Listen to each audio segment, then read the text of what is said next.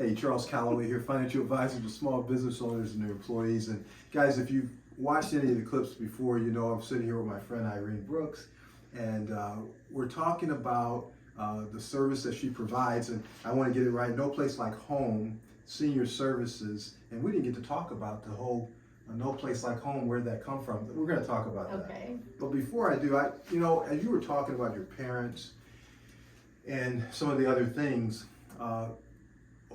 it comes to mind, this is how difficult this is. And I want to ask you this before I go any further. If you were going to give advice to someone that's in the early stages of dealing with a parent or a spouse or something like that, going through something like this, are there three maybe absolutes, three things you would tell them? If you don't do anything else, if you never call me, keep this in mind. Mm-hmm. Absolutely. The biggest thing, don't argue. If your parent or loved one is dealing with dementia, the worst thing that we can do is argue. We can redirect, we can kind of join in with them and say, I know you want to call your mom. She called, she said she's not available right now, let's eat lunch and then we can call her after. Because telling somebody that mom passed away 40 years ago, they go through that emotion all over again. It's awful. I made that mistake with my own dad. Yeah. So the other thing is, don't take it personally. Goodness, this person may go through these personality changes. They may look at you and think you're somebody else. Okay. They may, I remember my dad introducing himself to my son. And you can't take it personally. Okay. It hurt his feelings. I had to explain it's not you. It's his brain. Sometimes he'll say things that are pretty harsh. Don't take it personally. It's an illness. And the other thing is remembering that it is a brain disease. It's not mental illness. It's not that they're trying to get back to you. They're not trying to get you mad. Their brain is literally not making the connections that it needs to in order to function properly. Wow. You bring back a memory of I want to say about a month and a half ago, I'm in a client's home. She asked me to come over because she's struggling with taking on the extra duties of doing the budget. And so I'm helping her, how can we create a budget system that works for her? Because her husband always did this. And I saw he interacted with her as if she was his daughter. Yep. And it just blew me away. Yeah. It is, and it's hard to witness, and there's a huge level of grief that you have to acknowledge and go through when you have a family member going through this. So if you were saying is you have to go through that, not the patient, not the person. Right. Wow. Right. Okay. Because the person going through it I don't want to say they're okay, but they're okay. They're sitting there with their daughter in their mind, and it really is to them their daughter. It's our emotions and our sadness. Watching the person that you love and know as a certain type of person literally fade away in front of you. They're still here, but they're not.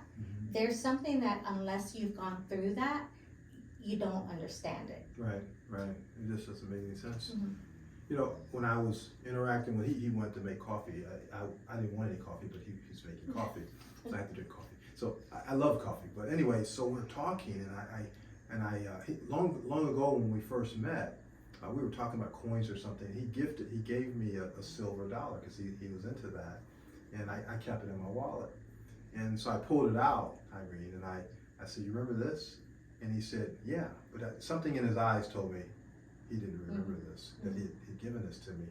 And is that normal for they have a consciousness to, they're conscious enough to realize that they should know, but so they mask? I guess that's the word, masking? Yep, it's called masking, Okay. and they'll do it very well, very skillfully.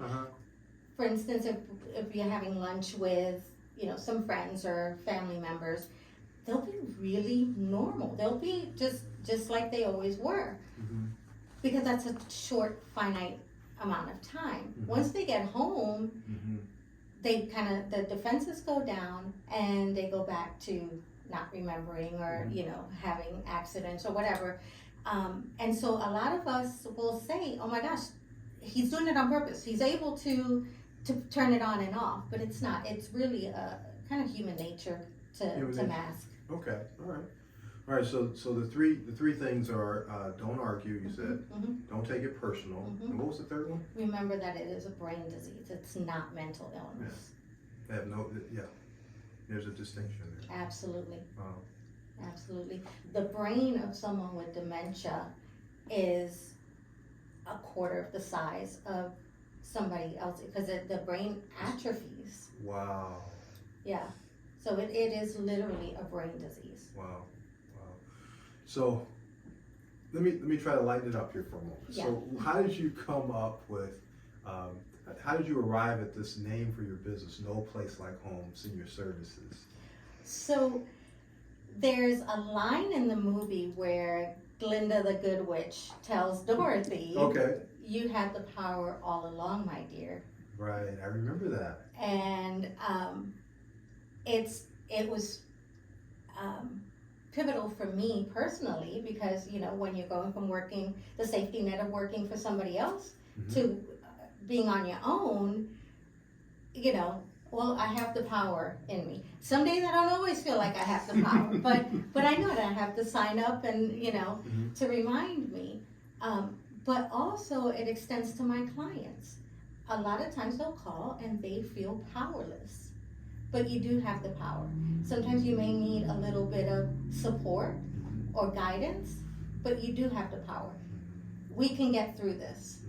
Oh, that's so cool. I love it. So it speaks to you launching into your business, and it speaks to your clients. You can always come back to it. Yeah, absolutely. I love that. Huh. Is there anything, how would people get a hold of you, just in case they didn't see the other clips? Give them a way of getting a hold of you, and maybe, just how can they get a hold of you? Okay. They can go on my website at www.noplacelikehomενc, like North Carolina.com, or they can call my office, 919-762-0035. Well, guys, that's all we have for this time. I appreciate you joining us. I hope you would reach out if you have this need, or if you know someone that has this need. Reach out to Irene. I think you would be well served. We'll see you next time.